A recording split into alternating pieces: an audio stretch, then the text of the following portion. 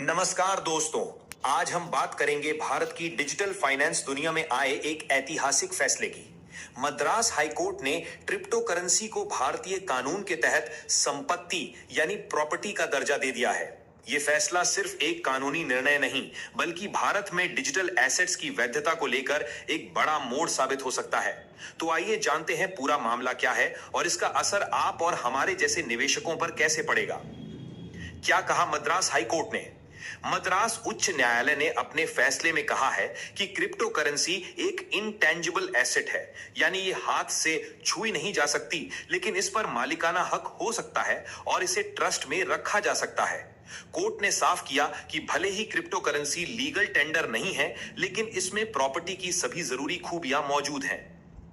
इस फैसले के बाद अब भारत में क्रिप्टो को एक वर्चुअल डिजिटल एसेट यानी वीडीए के रूप में मान्यता मिल गई है और इस पर इनकम टैक्स एक्ट 1961 की धारा 2 सबसेक्शन 4 सबसेक्शन ए के तहत टैक्स लागू होता है।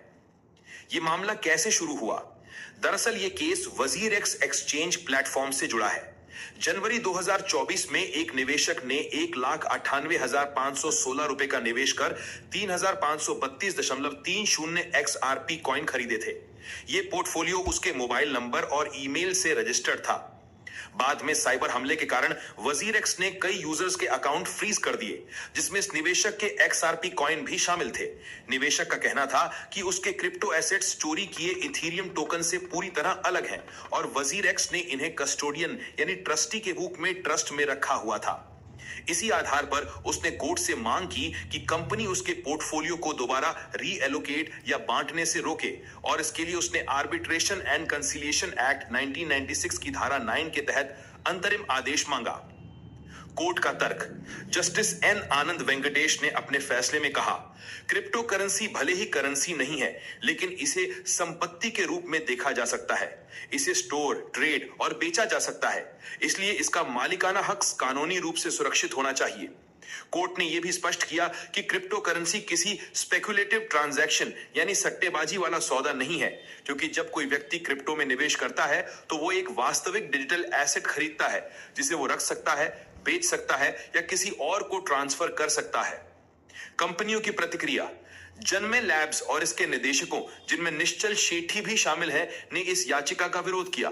कंपनी का कहना था कि उनकी मूल कंपनी सिंगापुर स्थित जेटाई प्राइवेट लिमिटेड ने साइबर हमले के बाद पुनर्गठन की प्रक्रिया शुरू की है। सिंगापुर हाई कोर्ट ने एक रीस्ट्रक्चरिंग स्कीम को मंजूरी दी है, जिसमें सभी यूजर्स को नुकसान का समान हिस्सा उठाने का निर्देश दिया गया है। क्या मतलब है इस फैसले का आम निवेशकों के लिए? इस फैसले के बाद अब भारत में क्रिप्टो करेंसी को कानूनी सुरक्षा यानी लीगल प्रोटेक्शन मिल जाती है।